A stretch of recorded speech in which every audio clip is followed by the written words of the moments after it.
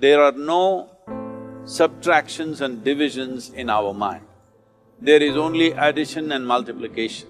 I will just remove negative thoughts and I will have positive thoughts. All the best, it's not going to work. It's just that you need to pay little attention as to how it functions. You will see there is a distinction between what is you and what you have gathered.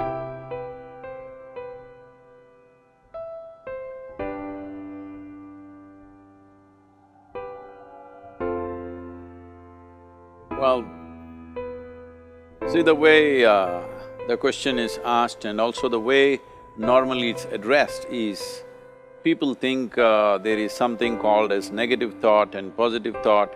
They want to remove the negative thoughts and have only positive thoughts. For such people, I would ask them to just experiment for 10-15 seconds. Let them forcefully remove one thought from their mind. For example, next 10 seconds, just don't think of a monkey. Try not to think of a monkey for next 10 seconds. You will see you will be full of monkeys.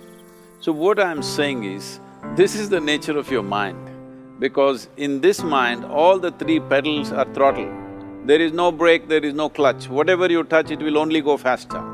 In this kind of mind, people have been taught from moral teachers and religious teachers, do not think about bad things. Well, since then it's been a full-time job. So there is no way you can handle the mind like this. This doesn't need any great enlightenment. If you spend 2 minutes with your eyes closed, you will realize you cannot do anything forcefully with this mind.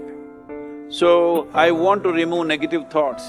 Do not ever go in this direction, because what you want to remove will become your quality. Always you will be on it. So what should I do? The thing is this, without understanding the fundamental mechanism of this mind, because our mind, human mind, is the most sophisticated computer on the planet. Even all the supercomputers have come out of this. When this is the case, is it not important that we understand the mechanics of how it functions? One simplistic aspect of how it functions is, there are no subtractions and divisions in our mind. There is only addition and multiplication. If you try to do something with it, it will say one more. If you try hard, it will multiply into many more. In this mind, you don't try to identify what is positive, what is negative and try to remove it. First of all, one needs to understand, this mind of yours, this body of yours is supposed to serve you. The life that you are is important. Body and mind are vehicles that must serve us. If you sit in a vehicle, it must go where you want to go. If it goes to its own destination, what is the point of such a vehicle? It's just a nuisance.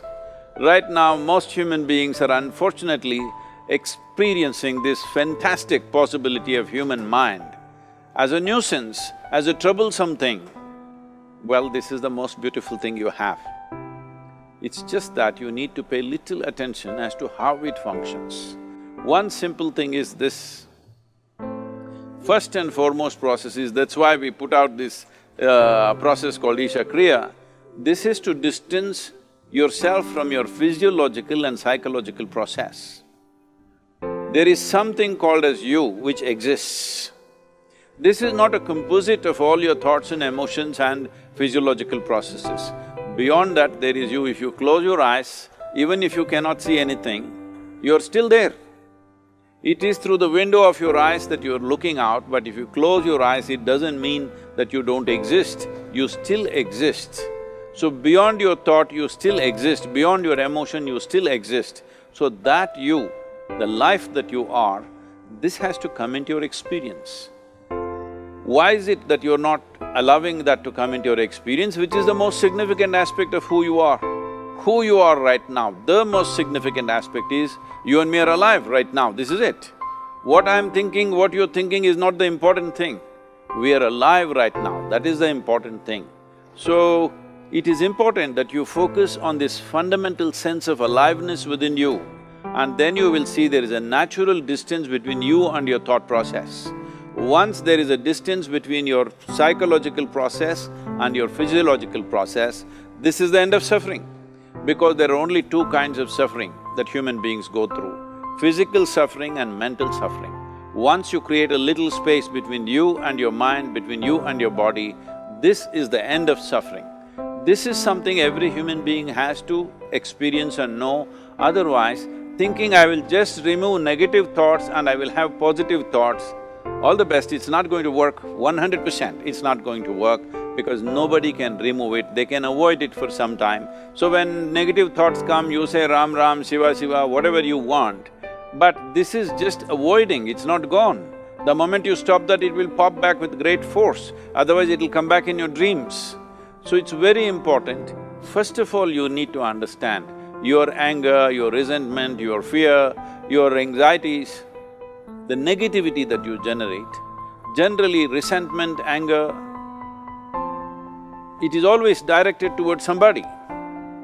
But we need to understand this is poisons that we are drinking and expecting somebody else to die. Fortunately, life doesn't work like that. If I drink poison, I die. If I drink poison, you don't die. So, we need to understand this. When I say poison, today you can have yourself chemically analyzed. Right now, what is your blood work, what it says? 5 minutes of intense anger, check your blood work and see, there will be lots of negative elements in it, literally you're poisoning yourself. So, do you want to poison yourself? Definitely not. Now the very question is coming from certain helplessness, what shall I do?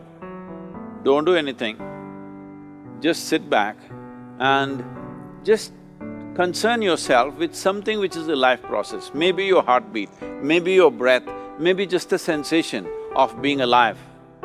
Depending upon how sensitive or how perceptive you are, accordingly, find something. It could be a sensation in the body, it could be breath, it could be heartbeat, it could be anything, something which indicates life to you. Just pay attention to that for some time. Slowly you will see there is a distinction between what is you and what you have gathered, which includes both your physiological and psychological possibility or mess, whatever you made out of it.